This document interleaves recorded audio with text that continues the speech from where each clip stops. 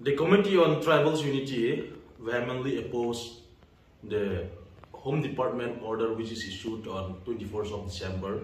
It is well known fact that the sporadic frisking to identify COTU in the Imphal Valley continues unabated, and even a fool won't make a mistake traveling to the Imphal Valley.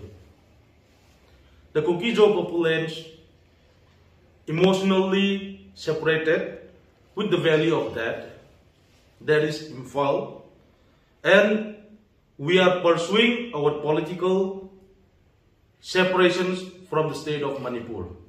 The intentional conjunctures of the Home Department, which is headed by the Chief Minister himself, instantly disclosed the authoritarian dispositions and the party's administrations. The COTU's community does not accept any kind of tyrannical policies detrimental to our survival and well-being. Therefore, the Committee on Tribals Unity appeals the Manipur state government to withdraw its order in toto, and any untoward incidents arising out of it will be the sole responsibles of the Manipur state government.